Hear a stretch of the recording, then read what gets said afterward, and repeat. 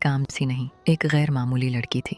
मरियम अपने माँ बाप के घर पैदा हुई। कद सिर्फ 4 फुट था।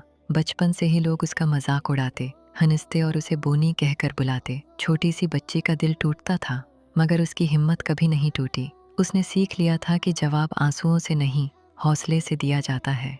वक्त गुजरा। मरियम ने 12 साल की तालीम मुकम्मल की और एक नौकरी शुरू की। माहाना 20,000 रुपये कमाती थी। उन्हीं पैसों से वो अपने छोटे भाई बहन की पढ़ाई में मदद करती, घर के खर्चे बांटती और माँ बाप का सहारा बनती। मगर लोगों का रवैया अब भी वही था, तंज, बातें, सवाल, ये सब उसे अंदर ही अंदर तोड़ने लगा। एक दिन उसने सोचा, क्यों ना मैं अपनी कहानी खुद सुनाऊं, क्यों ना मैं यूट्यूब पर अपनी आवाज़ बनाऊं। मरियम ने कंटेंट बनाना शुरू किया, सादा, सच्चा, दिल से निकला हुआ, और फिर लोग उसे सुनने लगे। देखते ही देखते वो मशहूर हो गई। वही लोग जो कल हंसते थे आज तारीफ करने लगे। फिर उसकी जिंदगी में मोहब्बत आई। एक निहायत प्यारा, समझदार और इज्जत देने वाला लड़का। शादी हुई और ससुराल भी बेहद केयरिंग और नरम दिल था। मरियम पहली बार वाकई खुश थी। दोनों हंसी खुशी जिंदगी गुजारने लगे। मगर माशरा फिर खामोश ना रहा। अभी तक बच्चा क्यों नहीं हुआ? ये सवाल तीर की तरह लगता। मरियम ने सिर्फ इतना कहा, बस दुआ करें, अल्लाह खुशखबरी दे दे। और फिर वो दिन आ गया। मरियम ने मुस्कुराते हुए सबको बताया, मैं माँ बनने वाली हूँ। खुशी की कोई हद न रही। और जब पता चला कि जड़वां बच्चे हैं, तो आंखों में खुशी के आंसू आ गए।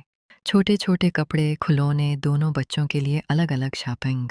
हर चीज़ में माँ की मोहब्बत झलक रही थी। अस्पताल जाने की तैयारी हो रही थी, मगर एक रात अचानक उसकी तबीयत खराब हो गई। घबराहट में उसे शहर के बड़े अस्पताल ले जाया गया। डॉक्टरों ने कहा, मामला खराब है, फौरन ऑपरेशन करना पड़ेगा। शोहर ने इजाज़त दे दी। ऑपरेशन हुआ। एक नन्हा सा बेटा दुनिया में आया। मगर मरियम की हालत बेहतर ना हुई। डॉक्टर दोबारा आए, कुछ और करने की बात हुई। शोहर ने इजाज़त दी, मगर ना जाने क्या हुआ। उसकी ब्लीडिंग ना रखी, बीपी बहुत ज़्यादा हो गया। और फिर प्यारी मरियम अल्लाह को प्यारी हो गई। वो अपने बच्चों को देख भी ना सकी।